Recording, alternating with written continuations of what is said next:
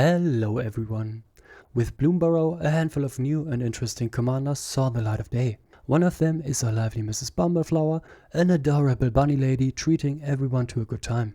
Mrs. Bumbleflower is a 4-cost commander in Bant colors.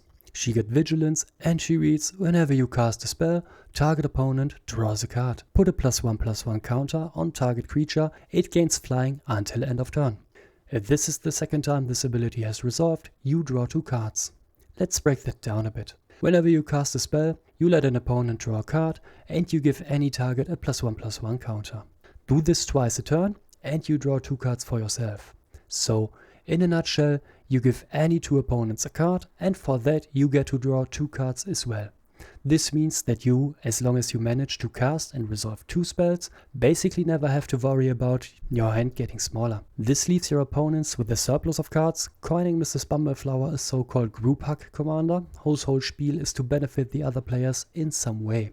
I'm not really the group hug kind of guy though, so I think Mrs. Bumbleflower could do quite well if we instead focus on being absolutely mean for a change, giving away free stuff just to tear our opponents' hopes and dreams apart with ridiculous amounts of removal.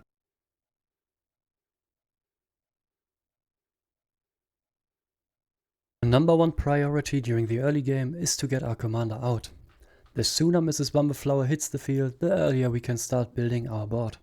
You can potentially get her out on turn 3 if you happen to have some form of ramp for turn 2, like a Farseek or an Arcane Signet. Depending on the deck, we might need to play slower ramp pieces like Cultivate or Command Sphere, but if your playgroup reflects that budget level, I don't see it as a big issue if you're also starting out slower. And while most of our deck is pretty toxic, our commander itself grants other players cards, so no one has any real incentive to get rid of our bunny lady, making it safe to get her out even if we can't do anything else the turn we cast her. Once she hit the field and we have access to untapped mana, we cast anything and try following it up with another spell for our commander's draw effect. During late game, we can try to cast 2 spells during our opponent's turns too, to get the absolute most out of each and every one. Which brings with it that we steadily build while keeping others in check.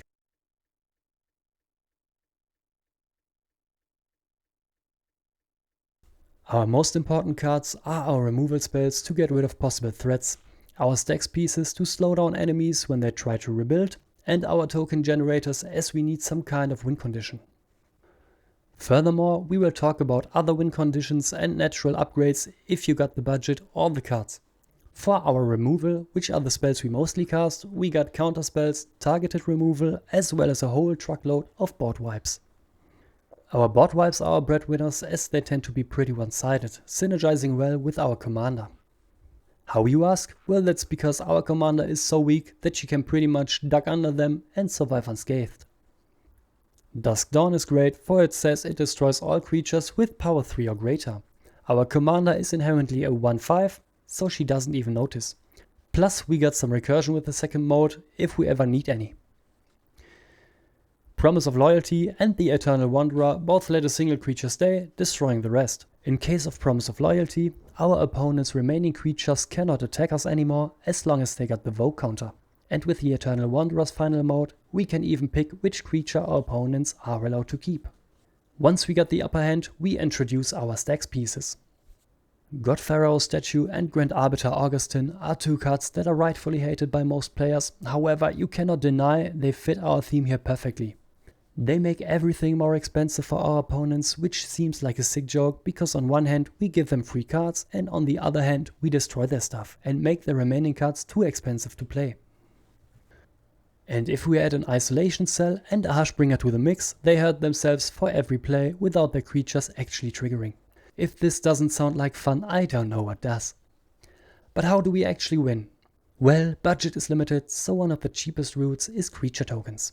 For that, we run creatures like Tyrant, Sky Summoner and Alandra Sky Dreamer, both of which generate us 2/2 Drakes for drawing or casting instants and sorceries. With this deck, that's pretty easy to accomplish. We are in white, so it's never too far off to add an Approach of the Second Sun as an alternative win condition. At the time of this recording, not counting the mana base and the commander, we're sitting at around a comfortable budget of around $50. If we got a little more to spend, great additions would be the following. Aura of Silence and Aura Shards. Aura of Silence taxes artifacts and enchantments, while Aura Shards straight up destroys them. Aura Shards in particular is phenomenal in dealing with extremely dangerous enablers, say for example an Eldrazi Monument. If this thing is on the field, the Eldrazi player probably has the time of his life. And Aura Shards casually deals with cards like that over and over again for each creature we have entered the battlefield. Smothering Tithe. Okay, Smothering Tithe is one of the most overused cards in Magic history, but it's also the perfect card for Mrs. Bumbleflower.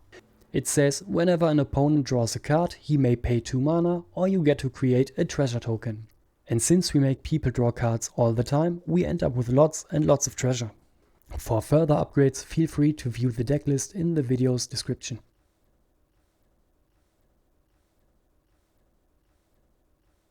Crow's Defense Contractor is one of those cards that no one ever touches until a commander comes along to go bonkers with it. Crow says at the beginning of your upkeep, put a shield counter on target creature an opponent controls.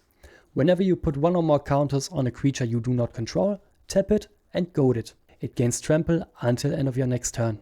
So you're goading a creature by putting a shield counter on it, which is a fun but harmless gimmick by itself, but as soon as he is on the battlefield together with Miss Bumbleflower, he will make her goad a creature for every single spell you cast, as long as you put the counters she generates on opposing creatures. Ramp, goad a creature. Draw a card, goad a creature. Counter spell, goad a creature. And so on and so forth. The next huge hitter for the deck would be Nadu, Winged Whistle. Stop, please don't close the video yet, I can explain. Well, Nadu is a nightmare of a card, I agree. He's pretty controversial and rightfully so, but there's a few things to keep in mind. For one, we are actually giving away so much free stuff. We are not like other sex commanders that just take away. We actually give people cards and sometimes counters, and we even have other cards that straight up benefit other people like Gluntch and Vision Skeins. Second, Nadu is great protection for us, as it'll draw out targeted removal, so all he does is probably protect a bunny from sudden doom. And third, well, as I said, our entire thing is kind of to be evil, so sucks to be the others, I guess.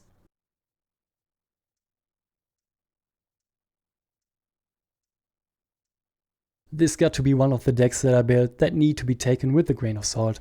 If anyone is enjoying the match, it's probably you for prolonging the game with every card you play.